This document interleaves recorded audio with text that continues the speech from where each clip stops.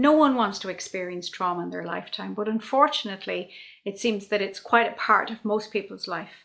If you've watched any of my other videos, you'll know I've mentioned that between 70 and 80% of people experience some kind of a trauma in their lifetime.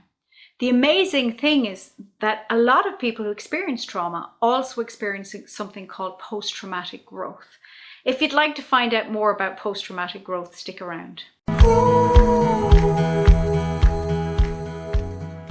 Hello, my name is Elfreda of Metta-morphics, and this video series is for people who have experienced some kind of challenge or difficulty in their life and often wonder if their reactions or how they're behaving in the world is actually okay or is actually normal. And what I always say to my clients and the people I work with, under the circumstances, you're totally freaking normal. So this video is about post-traumatic growth. Now, post-traumatic growth is something that's very close to my heart because it's something that I've been recently researching. It's also something that I use commonly with my coachees, and it's something that I've experienced myself. There's been research by Richard G. Tedeschi and Lawrence G. Calhoun who discovered back in the 1990s that some people who experience some kind of a trauma have almost spontaneous, in some case, response where they become changed as a person, that they are no longer the person that they were before. And through their research, they discovered there were 5 domains of post-traumatic growth. The first one is personal strengths, which means the person who experienced the trauma suddenly realizes after a period of time that they've gained immense strengths in their awareness of themselves, their ability to cope, often their confidence, and many other things that has changed them because of the trauma. The second domain is appreciation of life. And this is where they start to value life. They start to see how important it is. They start to recognize simple things as being important, and an immense gratitude fills their day, where they start to appreciate relationships and other people, the things they have in their life, opportunities. The third one is changes to relationships. So sometimes when we experience post-traumatic growth, we begin to recognize what relationships really matter to us. Sometimes some relationships fall away, other people come closer, but we really appreciate the relationships we have. We often have deeper connections to the people who are in our life, and we cultivate those relationships because we recognize how important they are. The next one is new possibilities. So this domain is about recognizing that there are so much more opportunities out there. People often change careers, they often retrain, they go back to education, they try certain goals and challenges they might want to do. I know certainly one of the ones for me was to do a skydive and jump out of a plane, part of my post-traumatic growth. And the last one then, the last domain, is spiritual changes. And this is often where people reevaluate their faith, if they happen to have a faith or a particular religion. They may take up things like meditation. They maybe start to become aware of themselves as a spiritual being and their connection to other things. Now, not everybody who experiences post-traumatic growth will experience growth in all 5 domains. But if you've experienced it in one, according to the research, that would still count as post-traumatic growth. And you can do an assessment to find out what that is by doing the post-traumatic growth inventory. And it's widely available on the internet, and I've linked down below where you can find a copy of it if you did want to check your own post-traumatic growth.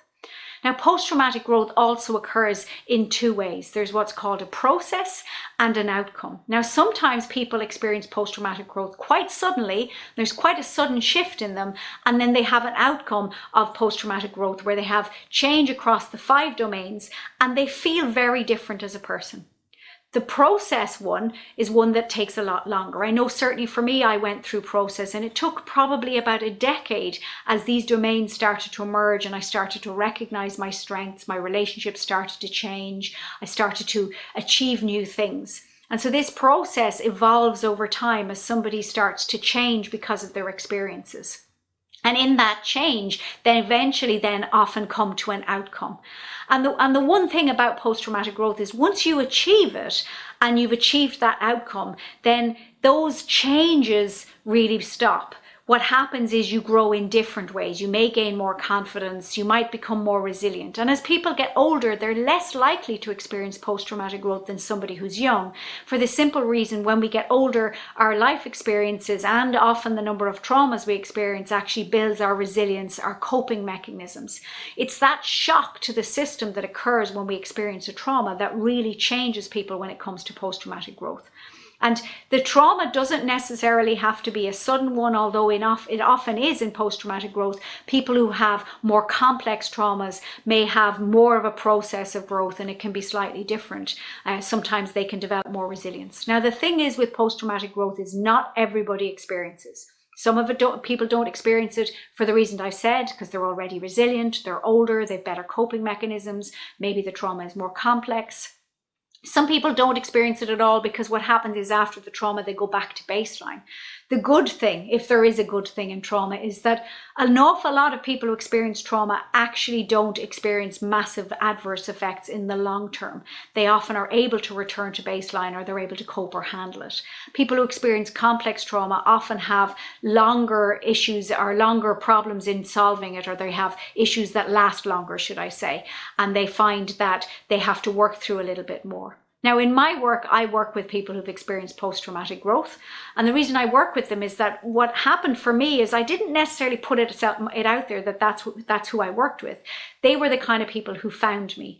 And in working with these people, it's that recognition that after we've experienced post-traumatic growth, we often don't know how to be in the world.